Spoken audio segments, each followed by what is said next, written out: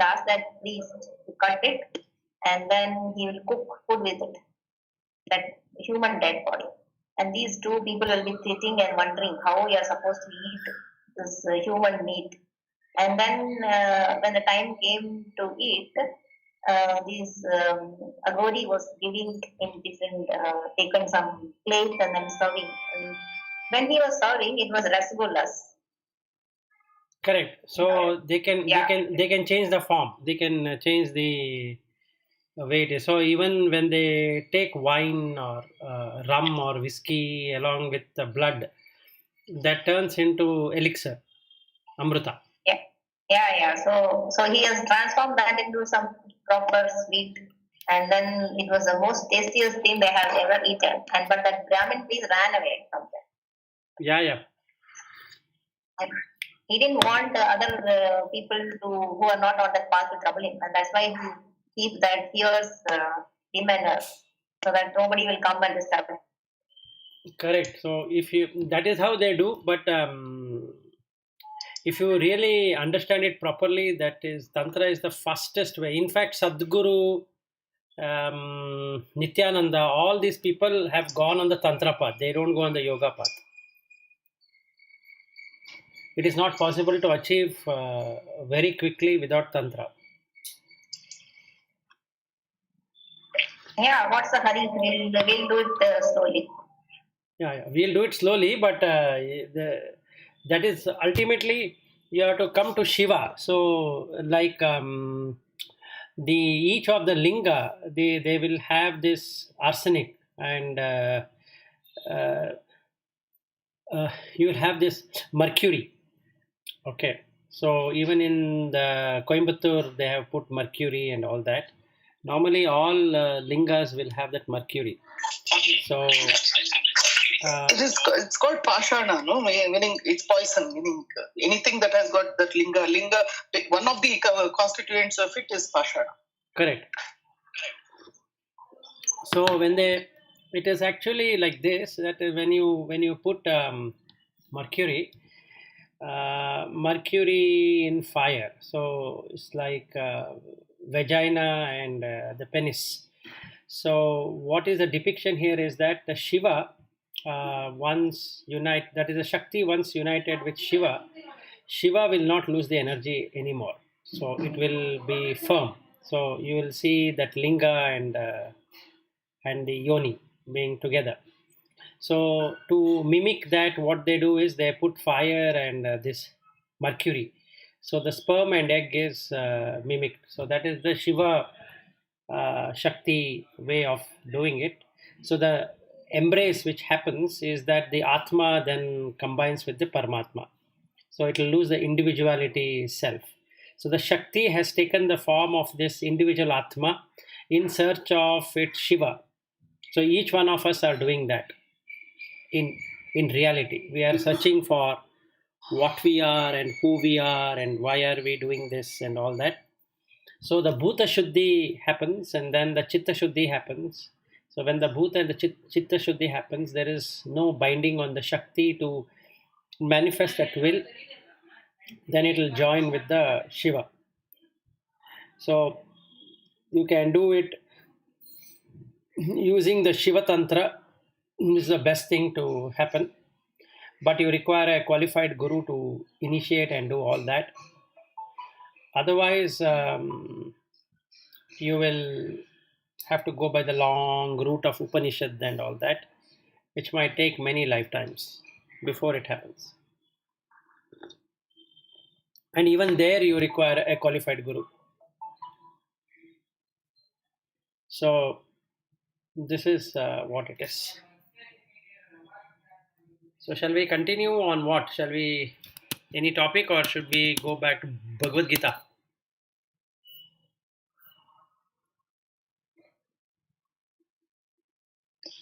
We can go to Bhagavad Gita. Okay.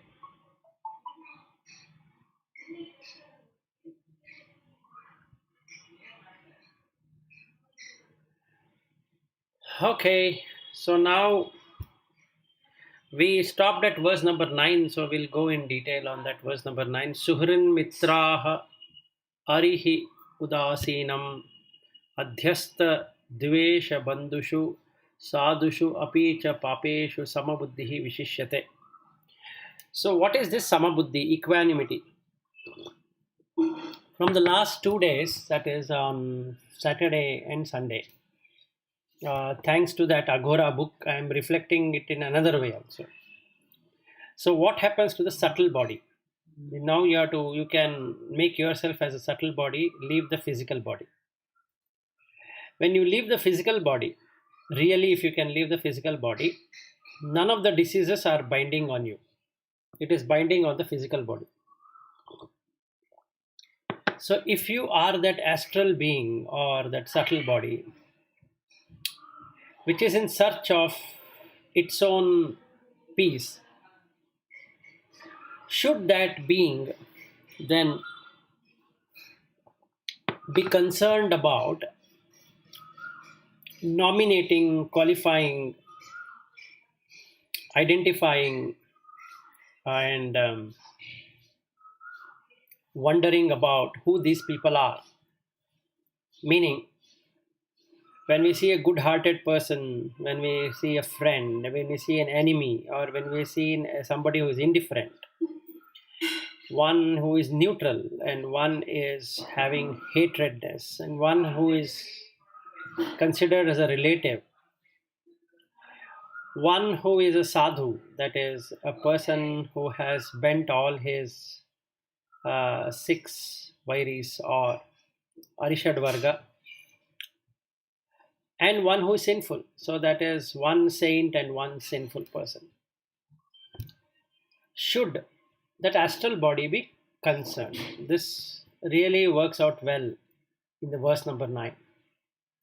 If you are an astral body, if we are an astral being, if we are not physical, would it make any sense for us to consider all of these 9 different kind of people and distinguish them and label them and all that?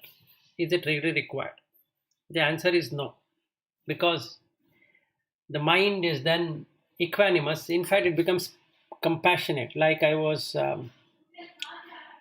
that is 2 days, I'm extensively reading this Agora book. So the changes what have happened in my psyche is that apart from my guru helping me, this book is also extensively taking me deeper. Maybe that is what my guru wanted it to be, or whatever, I don't know, because the book doesn't really give that kind of experience where I'm able to see it. But nonetheless, if we can see it, a being in the earthly existence as an animal, or as a, let us say, as a human being, or as a bird, or as an insect, or whatever we can see, at least we can see those beings have a very limited existence. They don't have a very long existence, including human. But the time we spend without body is extensive, very extensive than the limited existence. Unless we really appreciate the fact that 2 things have to happen. One is that the being should be willing enough to come to this material form of womb existence and relive its lost existence, trying to fulfill its desire or karma which was associated with it, for which the conditions have to match.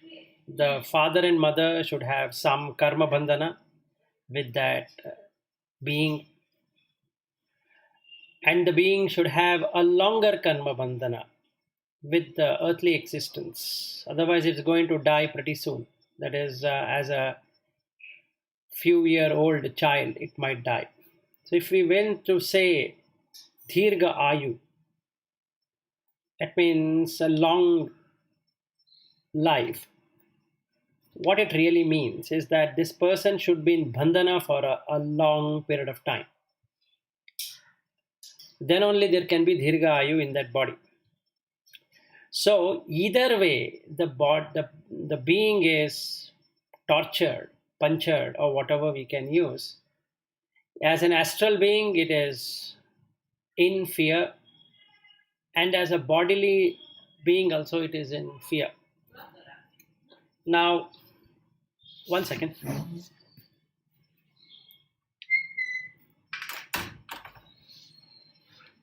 Now, with this astral being, the fear is in terms of getting the right parent, right home, and ability to get what it wanted to get. The problem with this birth, with the physical, is that not only you're going to lose,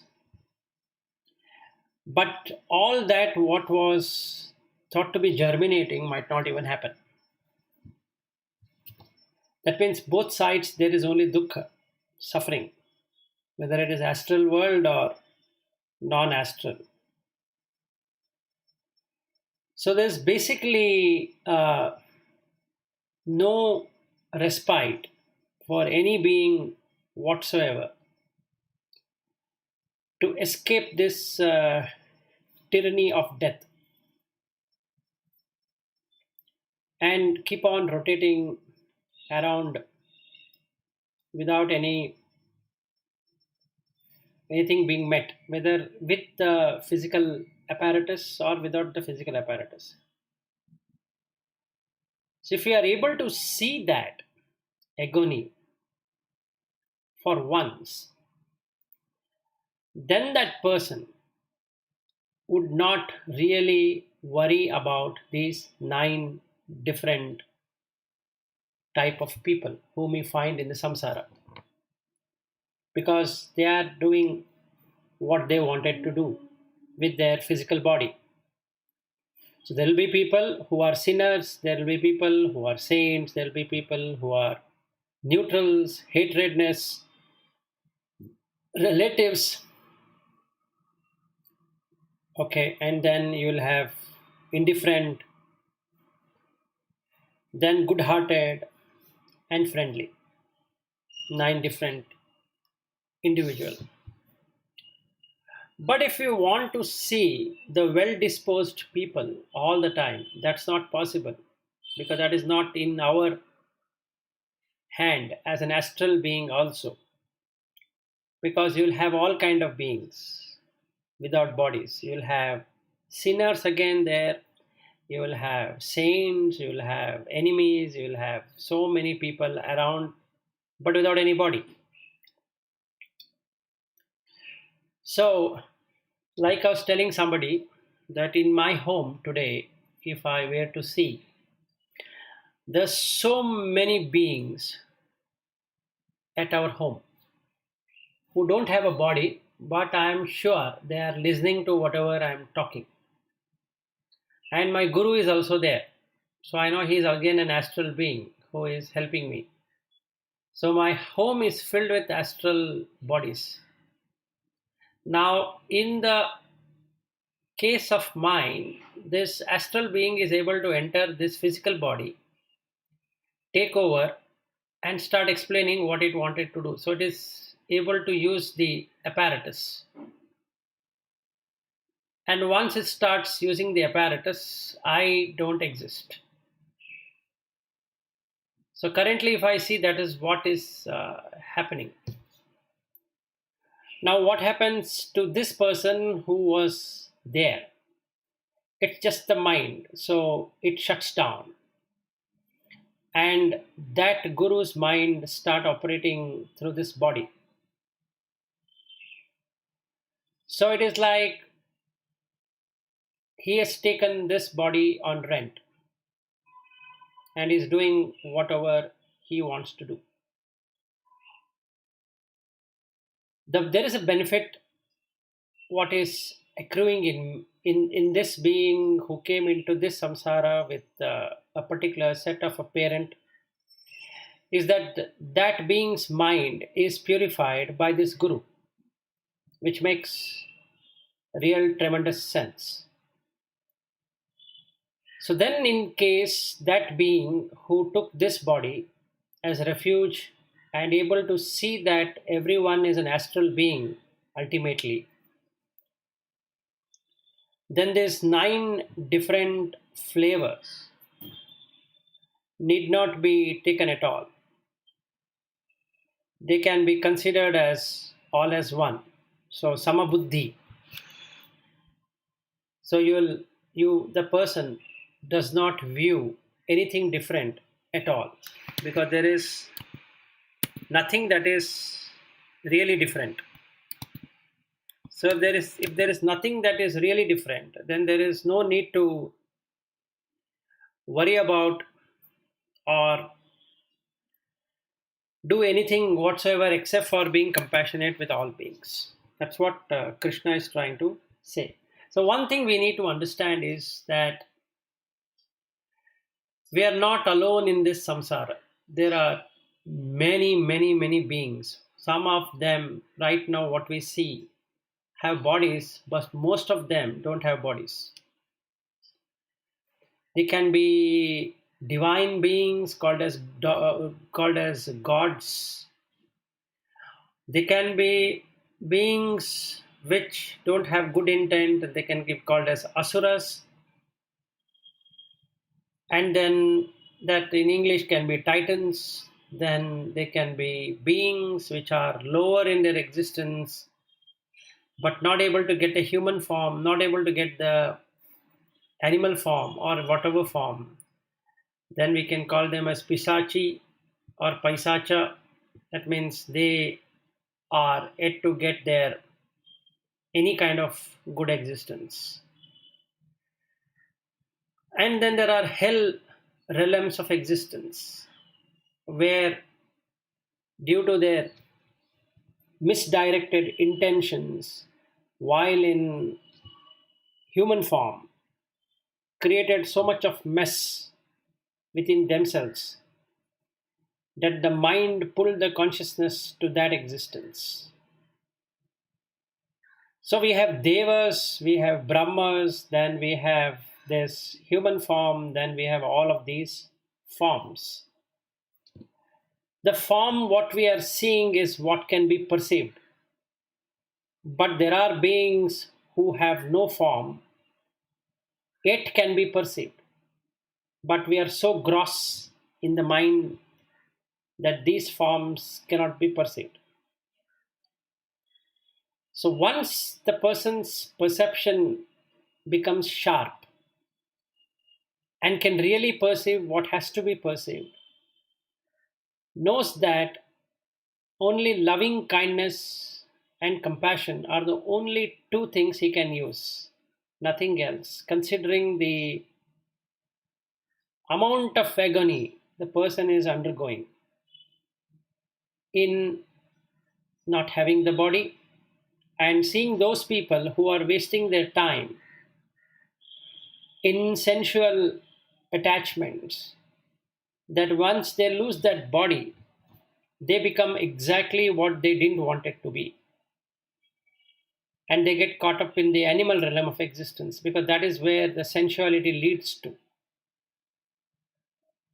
So one who has given up this sensual feeling by meditation would then realize this: there is no point in identifying or worrying over or whatever on these 9 different kind of people, because he is in perfect equanimity. So with that we move further on how to meditate. So now Krishna starts with the 10th verse on the environment. What should be the environment? Yogi yunjita satatam atmanam rahasi stitah ekaki yata chittatma nirashi aparigrahah. Yogi yunjita satatam. Let the yogi constantly keep his mind in steadiness. Steadiness, the equipoise, what we just now spoke. The easiest way to do that is consider yourself to be minus that physical layer. Manasika Sharira, mental sheath. The prana is attached to the mind. Forget the physical. Because the physical one is coming out of the food. Annamaya kosha. So, a person becomes highly grateful, highly filled with gratitude to the food. Because that is what is nourishing his or her astral being. So then what he does is yogi yunjita satatam atmanam rahasi stitah. Now he will not worry about the physical, he will just look at the mental, remaining by himself in that solitude of the Atma. Ekaki yata chitta Atma. Ekaki is being alone. Yata chitta Atma. Now he understands the mind and the soul. And he understands what it is as himself or herself. And he controls that very being. Nirashi aparigraha. Nirasha is without expectations, or asha is, we can say, with some desires or with some fulfillment to be there. Whereas Nirashi is the person who doesn't worry about that. Parigraha is to acquire. Aparigraha is not to acquire. So he is Nirashi as well as aparigraha. He doesn't hold anything or hoard anything. So he doesn't hold nor hoard. That removes greed. So once lobha is removed, kama would really go away. So kama, krodha, lobha, moha, mada, matsarya. The difficult thing to remove is kama, which is what only Shiva could do it. He burnt the kama. Whereas all others have some kama. So the best way to do is remove the lobha. Once lobha is removed, dvesha cannot work without lobha. So the kama requires this lobha and dvesha and all that. So it doesn't really work. So he has made his environment free of that.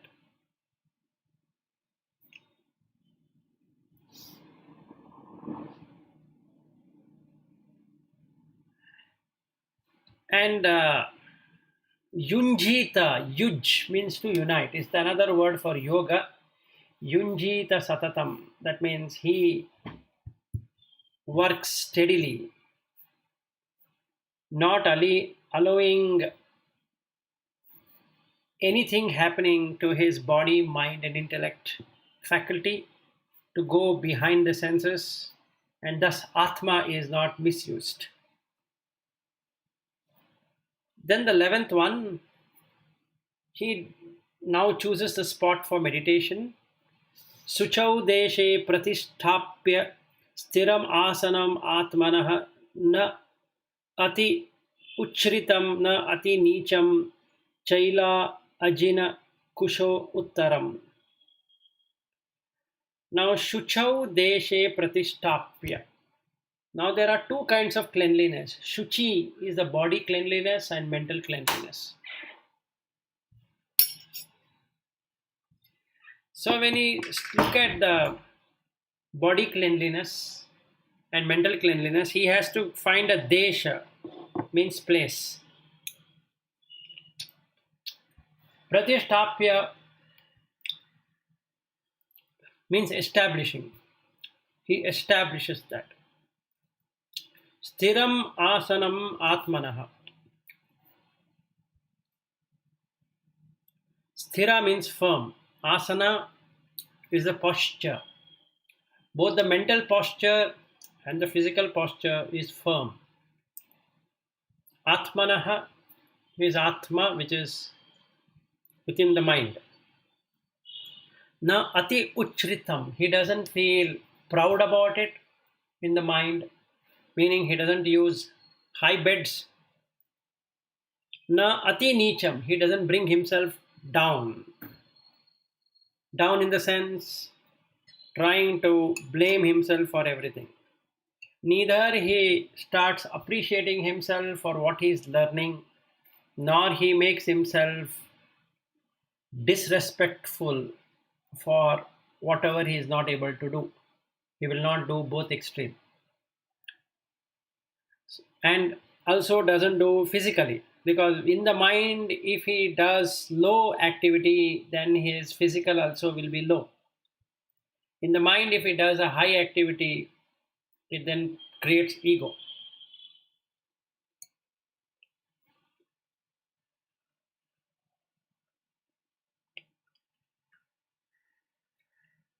Now, what does he do? He will create a fabric inside his mind, chaila, and he covers that on the body.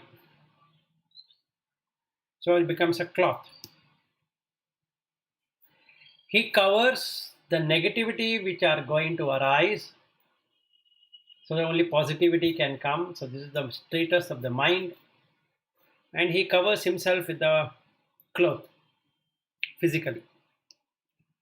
Ajina is the skin, can be a deer skin or whatever. In the mind also he creates a skin which can sustain that practice. Kushaha is the grass. Uttaram. Uttara is north. So he will sit facing north.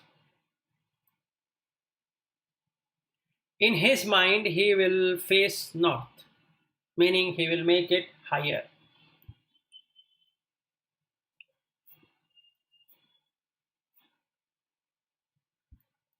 Tatra ekagram manah kritva yata chittendriya upavishya asane yunjyat yogam atma vishuddhaye.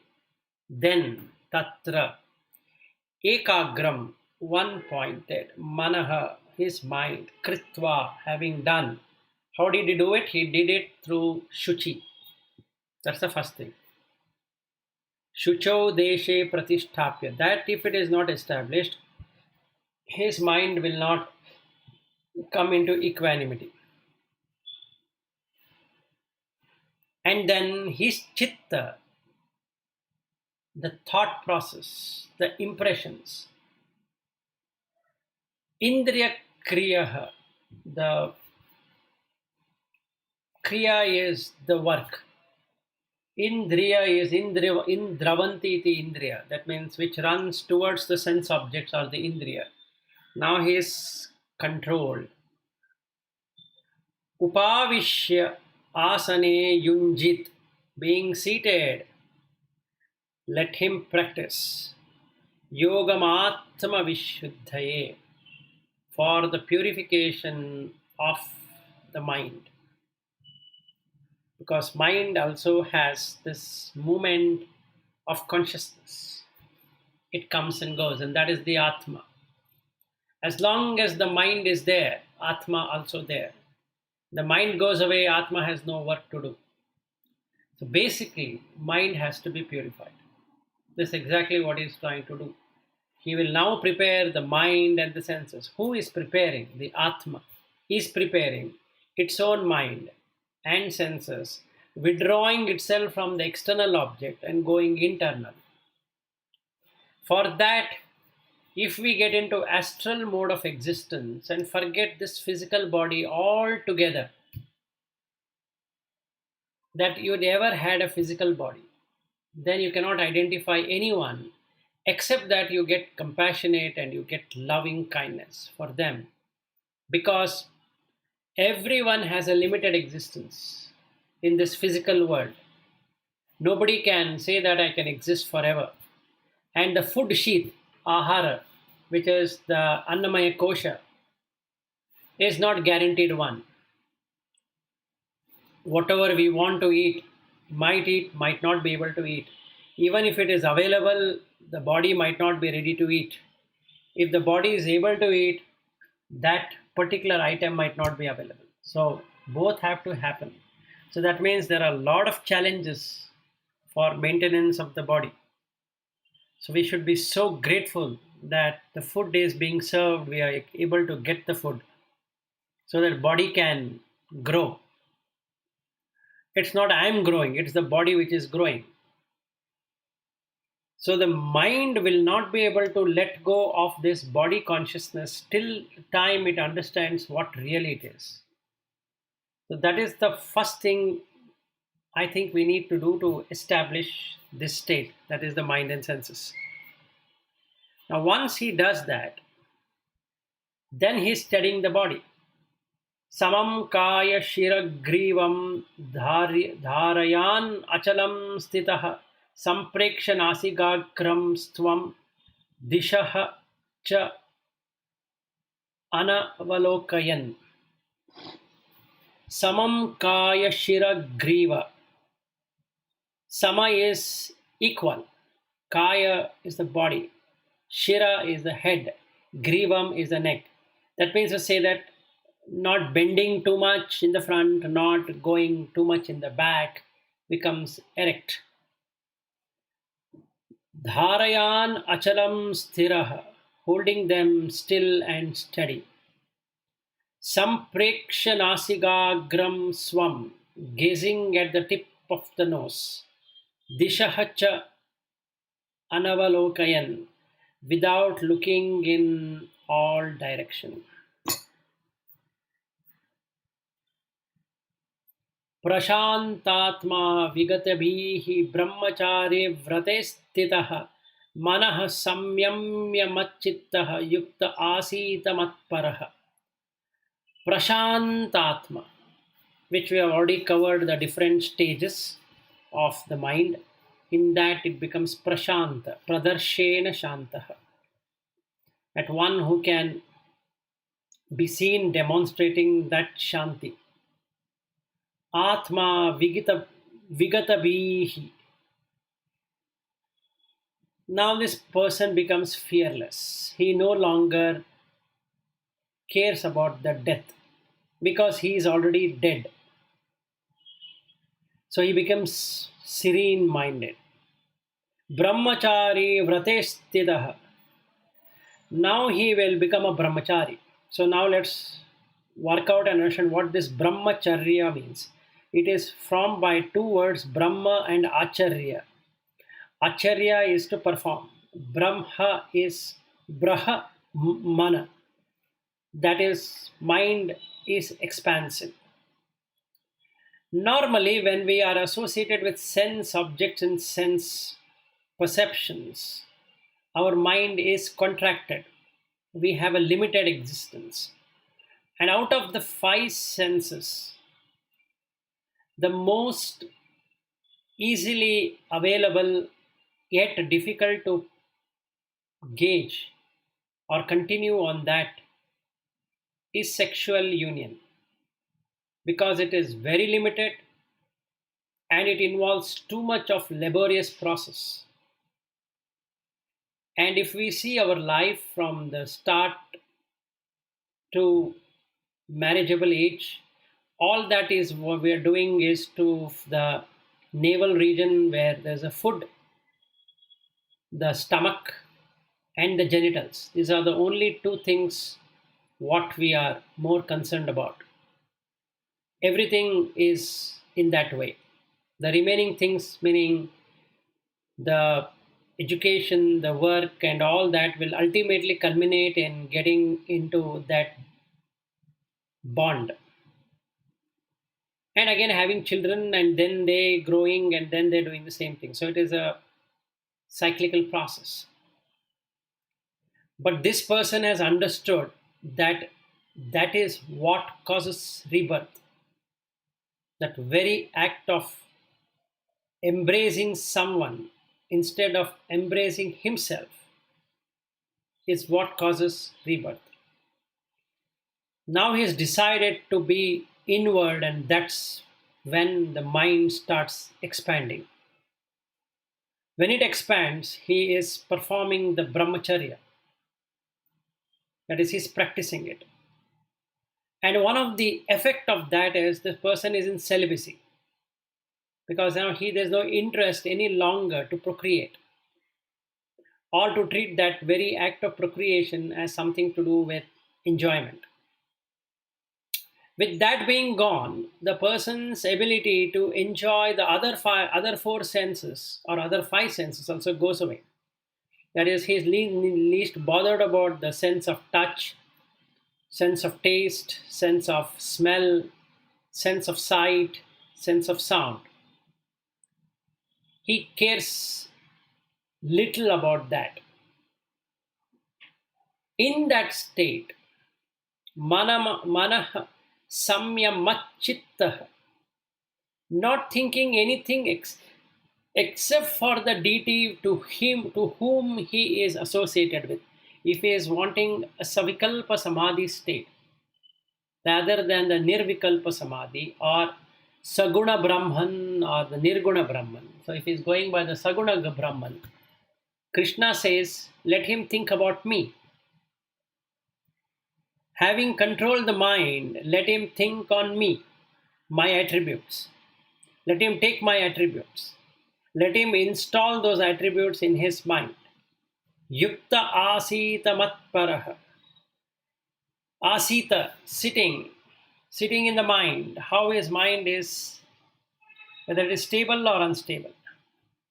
And physically also. Asita matparaha. Making me as his goal. The me in that is the Saguna Brahman to begin with. So we all need something of Saguna to get into the Nirguna practice. Saguna Brahman leads to to Atmananda, and the Nirguna Brahman leads to the Brahmananda. So first we get into the Saguna side of it.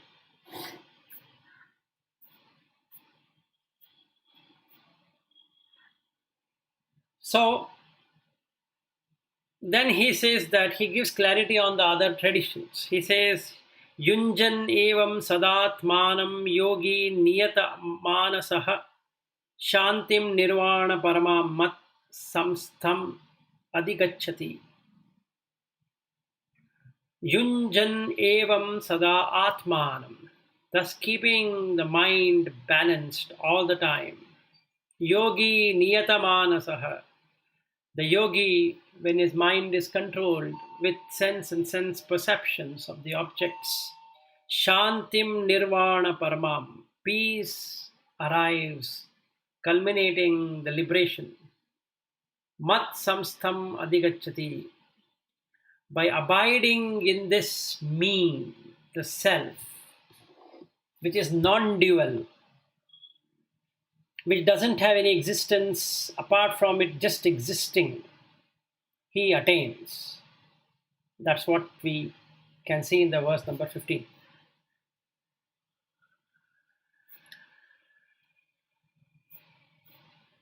So, how does that work? He says, Na ati ashnataha tu yogaha asti nacha ekantam anashnataha nacha ati swapnashilasya jayataha na evacha arjuna. That means he's talking about the balancing. He says, Na ati ashnataha. Ashnataha is hunger. Shnatha is to burn. Ashnataha is burning with hunger. Meaning, he's burning with hunger, so he keeps on eating. Ashnataha. Means the negation of that. So he keeps on filling his belly. Nacha ekantam anashnatah. In that ekanta, in that loneliness or being alone, he doesn't eat at all. That is also not okay. Nacha ati swapnashilasya. Neither it is for one who dreams and sleeps. Jayatah nacha evacha arjuna. Nor for whom who remains ever awake. Anything in extreme, he loses the path. If a person is doing too much of austerity, he is not going to achieve anything. If the person were to really be very carefree, not at all making his mind in control, that also is not going to help. So if the person might get into the kama sukha on one side, and at the second side he might get into kila mata. That is, he is bringing his mind to the lowest of the lowest, and or he is going on sensuality to the highest. So food is sensual. No food at all is not spiritual. It is kila, going lower. So a person should not feed too much to his senses, shouldn't deprive the senses. Both shouldn't be there. If it is there, the person will lose that equanimity because the mind loses itself. If the mind loses itself, it cannot connect back to the astral. Then it is called as Trishanku. Neither that person could achieve the highest nor he could go back to wherever he started. He's stuck in between. So better not do that. It's good to be balanced. Then he says in verse number 17, Yukta ahara viharasya yukta cheshtasya karmasu yukta swapna avabhodasya yogaha bhavati dukkhaha.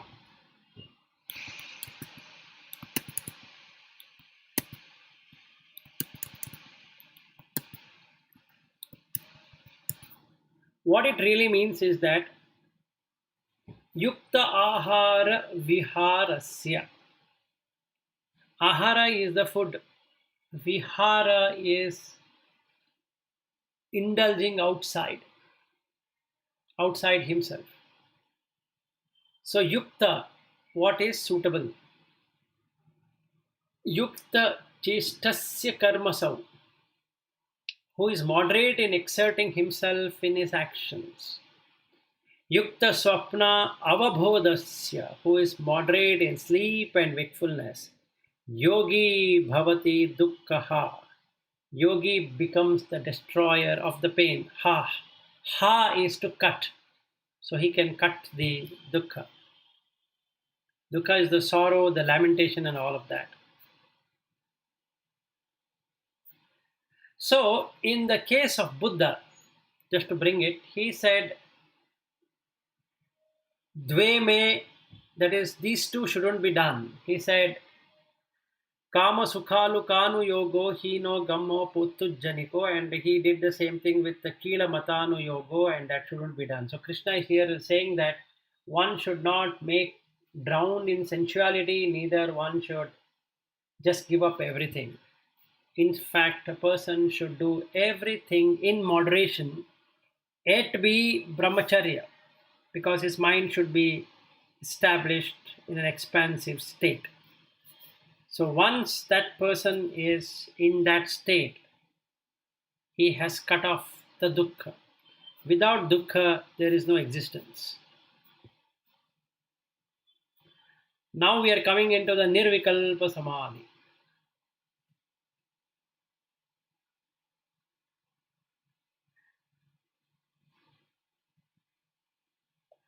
And this mostly is good with Patanjali Yoga Sutra, but without that, let us try to cover. And then we can come to that. This is verse number 18. Yada viniyatam chittam atmani eva avas- avastitha avastite निष्पृहः सर्वकामेभ्यः युक्तः इति उच्यते तदा यदा विनियतं चित्तम, that the chitta is completely frozen. It is yogas chitta vritti nirodha, when there is no movement in that mind stream. Atmani eva avastite, can then see the self alone. And Patanjali says, Tada drashtu swarupe avasthanam. That is this second line. Nishprihaha sarva kamebhyah. Free from longing from all objects that brings desire. Yuktaha iti uchyate tada. Then the person is said to be totally harmonized.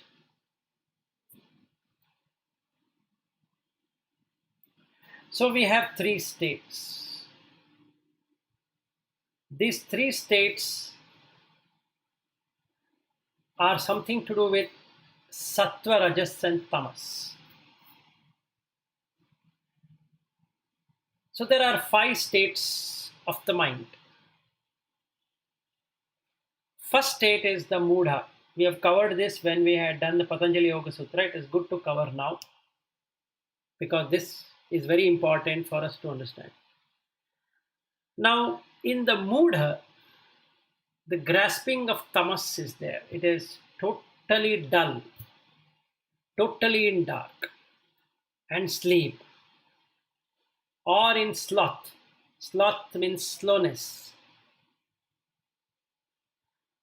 So if a person were to be asked, do you like samadhi?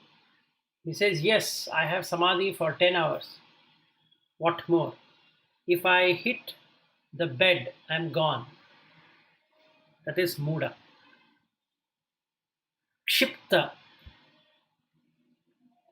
Kshipta means dispersed, or rather split out. So the mind is broken into various pieces. So there is an agitation. And when it is rajasic, if the person were to be asked, what is samadhi? He says, I don't know, I could not sit for long, this thing happening, that thing happening, there was some sound coming, I don't know, I'm not able to tolerate it, and this and that. I had some dream like sequence, I went here, I went there. All that is the kshipta. Then comes vikshipta. It was relaxed, sorry, it was scattered, now it is condensed.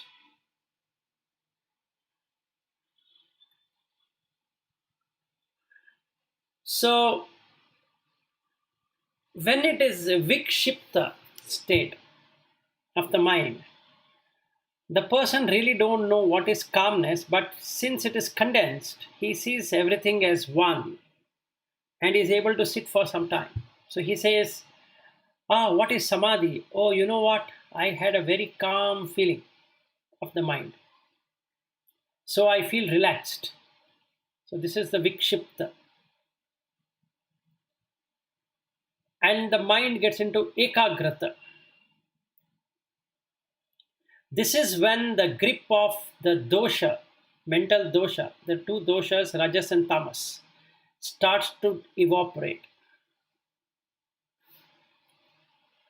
So now this person is able to stick on to the one single object of meditation. So if it is Om Namah Shivaya or Soham or Om Namo Bhagavate Vasudevaya or whatever, or just his breath, he is on that breath, he is on that very thing which is, he has made that as an object. Now, if you ask him what is this called samadhi. He said it's divine, but I cannot show it to you. So the sattva mind. Then final state is called niruddha. Nir plus uddha, non-arising.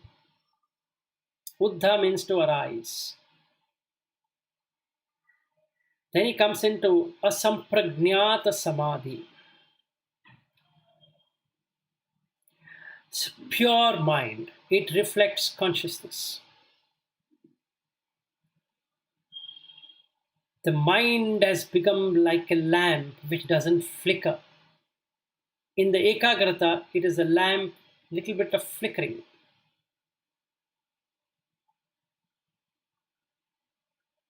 Then the person doesn't have a thought.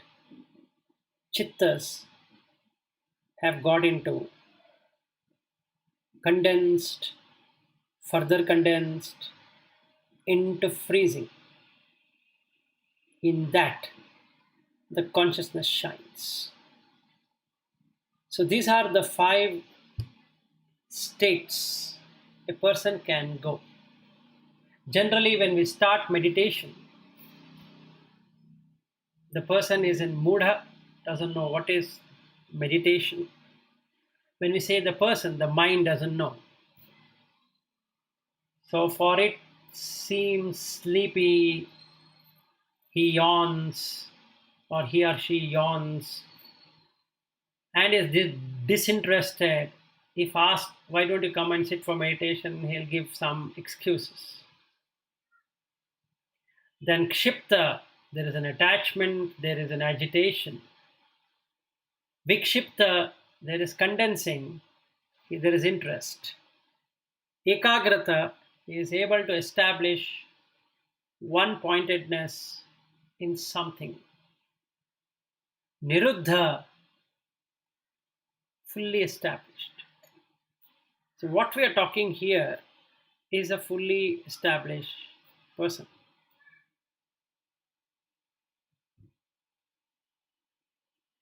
So now let's understand about vairagya, because that is the main theme for the person to become a yogi. Yatatam, that is the dispassion, is not fully established. He is still not able to completely look into the anitya and the nitya.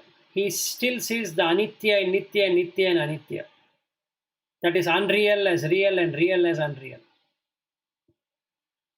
Vyatireka is the next one. So he is able to understand what are his attachments and what he needs to do about those attachments. Then he comes to the third one is ekendriya. That means he knows that all senses are going to bring him sorrow in one form or the other. Then he does vashikara. Now he knows that he has to put the pasha on these 5 senses and strangle it so that it doesn't pull his mind to the sense objects. Then he is in param vairagya, which creates the necessary condition for the nirvikalpa samadhi.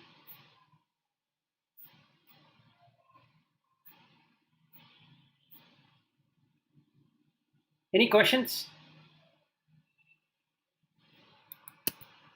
Or shall we continue tomorrow?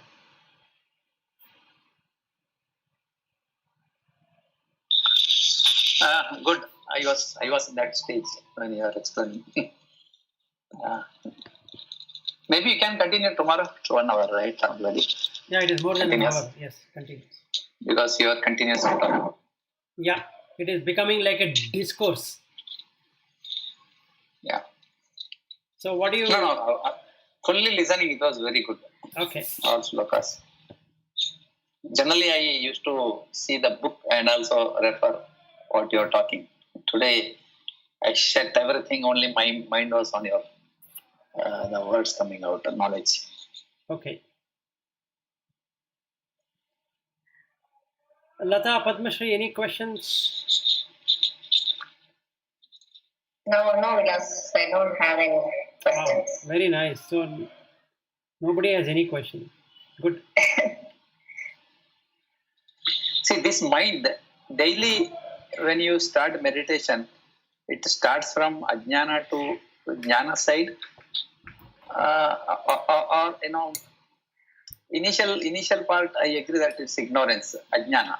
But after so many sessions and so many days practicing, it can go to some third stage to that fifth stage also, right? In that direction. Yes, it keeps on going, but that state doesn't remain for long. Yeah, that I agree. So at present, with all four of us, we are able to establish, but we are not able to establish in all situations. Correct. That's true. When you have deep some emotions related discussions in the real life, and that takes over this, even though we are trying to meditate. Correct. So at that time, the mind is meditating on those emotions. But mind says at least try to withdraw, because this is not the time for you to discuss. Correct. See, let us say there were three things kept. One on news about Corona, another news about, let us say, current affairs and business and all that, and the news about, let us say, health. In a perplexed mind, Muda Atma or Muda mind, if you were to take, a Muda is fearful, so he will go to the Corona news because it affects him a lot. He wants to protect the body because he thinks he is the body. Very simple. So he drowns himself in that, and then he comes to second one, which is about business related. And he also comes to third one, which is health related. So anything that can safeguard his interest, he is going to do all the three. But a person who is a jnani listens to all the three, he feels that why are they spending more time on this? But still, that pull is there.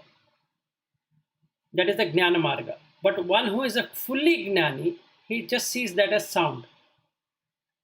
So he doesn't distinguish between Corona news or news about current affairs and about health. He sees all of three as equal. They just exist. Like he existing, they also exist.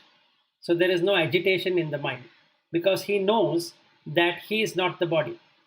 He is an astral being. So sooner or later, he is going to become again astral. So it doesn't really matter. Once we get to that state, there is no fear.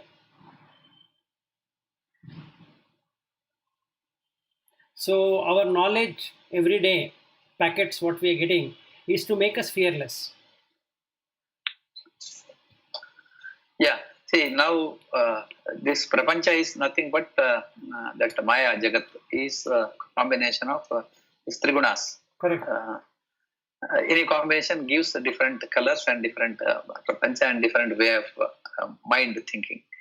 But you mentioned in the beginning, there are so many beings watching you, and they can clearly understand what you are doing, and you will have two varieties. One is in the good side, another is other negative side.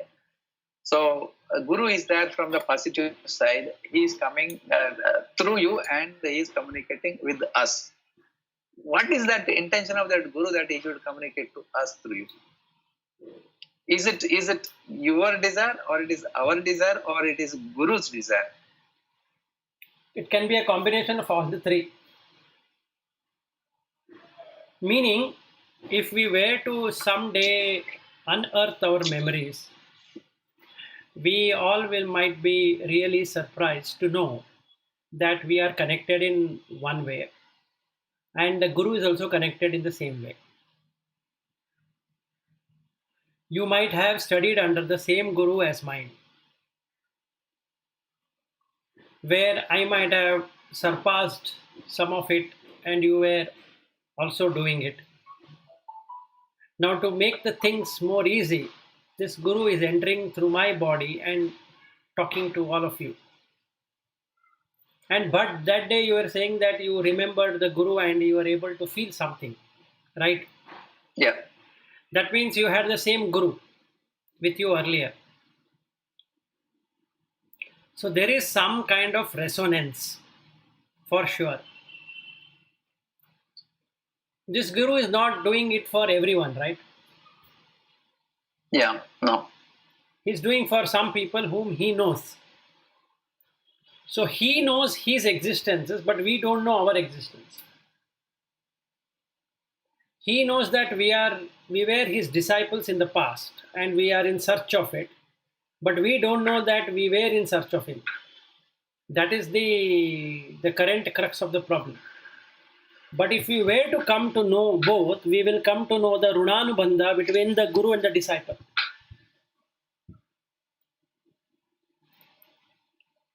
So it would be a combination of all the three. The Guru wanting to teach, and somehow we got associated with him, and then there is an interest to teach from my side for whatever reason, and the Guru is fulfilling that.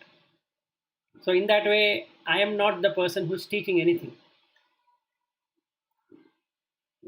Maybe that is how we can see. So there is something called as Runamanubandha. That is, we have some debt to repay to each one of us. So Guru is also a being, right? He is Yes. not.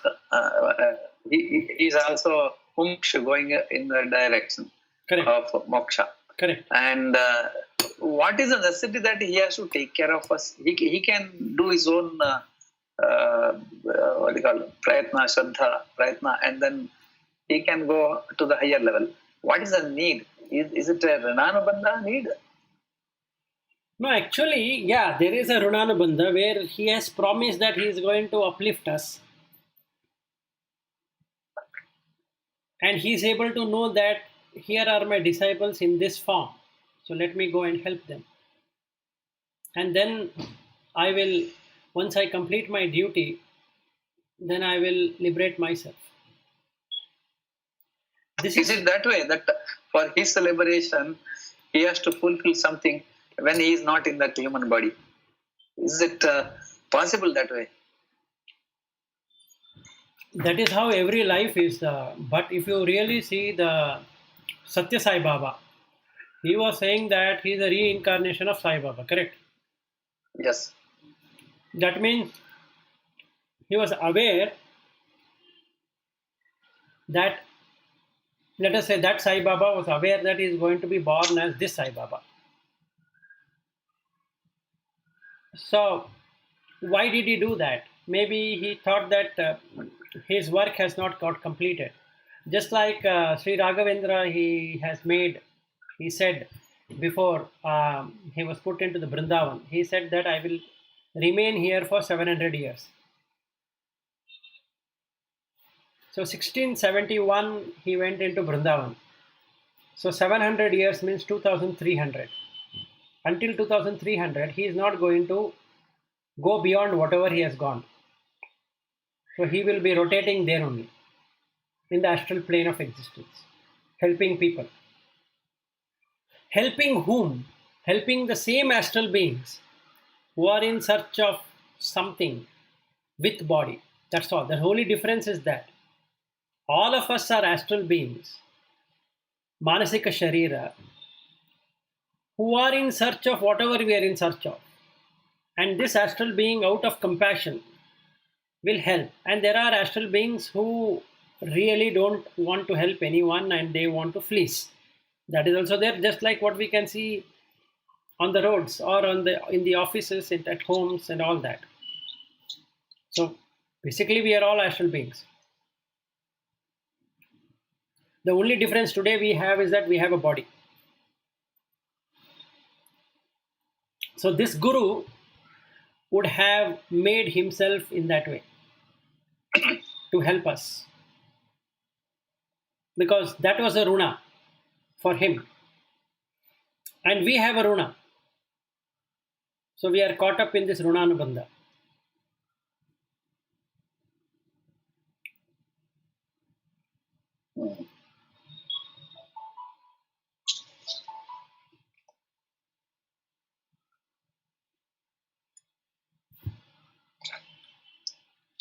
Good question. Yeah. See, the question also comes, but why does he have to come and sit with me all the time? Yes. Because he keeps on saying to me, I'm there, I would like to be with you. So what is the need? Either it should be Runa, because there are certain karmas which he has done or I have done, which binds both of us. So now he doesn't want to take a new form and come here and teach. So he has found a shortcut. Just enter into the mind of the person and start feeding information. But what happens to his prarabdha? It remains the same, right? Till he gets another body. He might get a body, he might not get a body. There are a lot of siddhas who don't have any body. I can name at least 4 at my home itself, whom I feel that they are presently residing at my home without body. So, how does that happen? Like anybody coming into our home for the last maybe a year or two, they find our home so peaceful. So, I know it is not because of me or the way we have arranged the home, it is making them feel peaceful. There are these Siddha Purushas who are at my home and they are doing that for the being whoever is coming here. So maybe they don't want to take any body. And they have selected this place as their existence.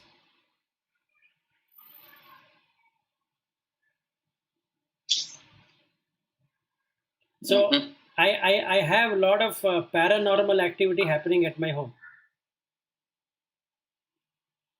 Like for example, Like for example is not that something is happening. There is this crookery falling down or some door opening and all that. That is not the way. But in the way people behave when they come to our home, you can see a drastic change in the person's behavior as soon as he or she enters into our home. Maybe if, But Vilas, yeah. when you said 4, the distinction should be there, right? At least name at least 4. You said no, some distinction. You must feel that some attributes are associated with one. Another set of attributes associated with another. Something like that you must be feeling, right? Yes, I didn't feel it, but there's a person whom we know can see. Okay. So we were discussing, and he was saying that, you know what, why it is like this at your home. Then he also said what he's seeing. So then we didn't believe actually, but that is true, because we ourselves feel when I go into the meditation trance, I can see what he was saying was true.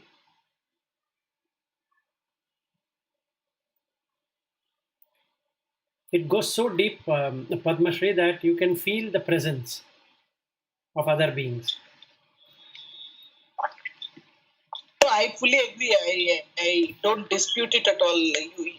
I don't know. There are times when I have felt it also. So I don't feel that is wrong. Meaning, it is very inexplicable, but it is there. I don't get it. But then when you said 4 distinct people, then the attributes, something must be striking to you, right? So that I feel yeah, one out of the 4, I don't know how I really perceive, but 1 or 2 persons when they sit near me and meditate, that whole atmosphere becomes totally different. Meaning, I get into the deepest samadhi very quickly, and when other people are there, that takes some time for me. So now I am able to distinguish who is sitting next to me. That much I am able to do.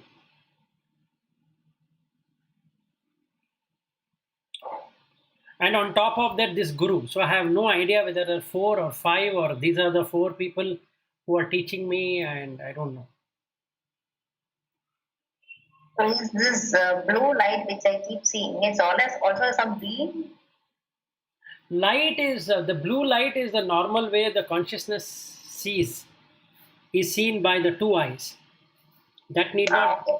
that need not be with an astral being, but I'm 100% sure that this whole world is filled with astral bodies. So at your home also you will be having astral body, but due to the grossness of the mind, you might not be able to feel its presence. So this blue, whatever I must be seeing, is this my own or this consciousness? Not my Yes, own, but yes, this yes, yes. It is your own consciousness.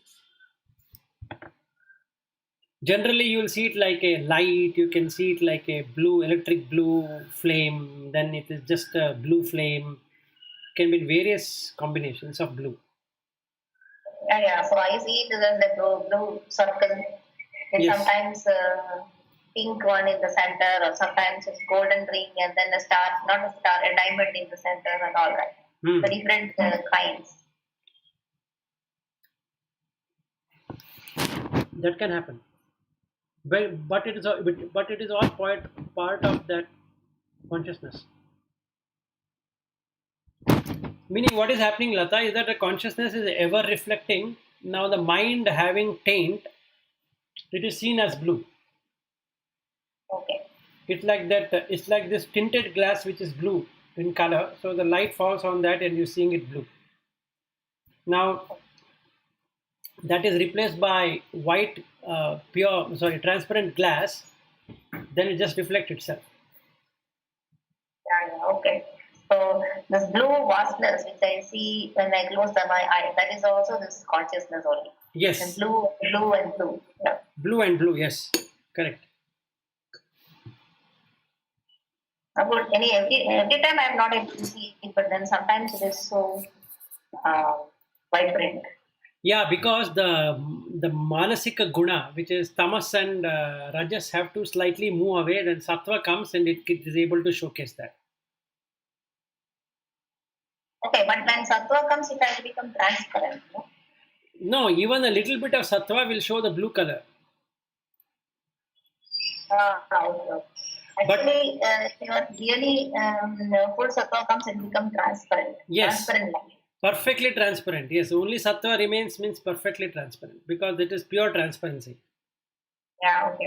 So that anyway, very once in a while only I'm able to see the transparent light instead of Yes, the blue light. correct. So once or twice it just flashes and goes away. But Yeah, correct. Some days I am able to see, and most of the days it is blue. Blue I am always able to see almost every day. yeah, you are good in that way because what is happening is, Lata, is that you have this orangish yellow tinge, which is there as your aura with white. So what is happening is that you will see it as blue all the time because that is staying back with you. So that is rajasic, sattvic aspect, not tamasic. Okay. Okay, but the tamas has to also be there, but with clean, meaning it has to be white.